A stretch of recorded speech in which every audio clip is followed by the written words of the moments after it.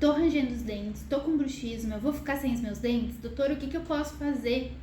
Nesse vídeo eu vou te contar o que a gente pode fazer.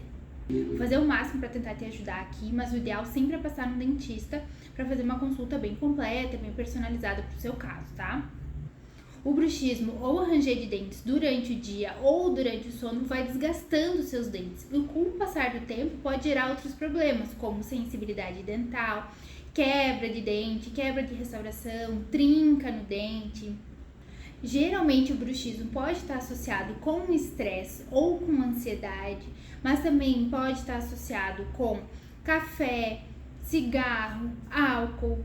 Então, reduzindo essas coisas pode ser que ajude você a melhorar o seu bruxismo, sim. Como é muito difícil mudar estilo de vida e resolver esses problemas, a gente tem algumas coisas que a gente pode fazer no consultório para ajudar. E também confeccionar aquela placa oclusal para proteger os dentes do desgaste. Então, o que eu posso fazer?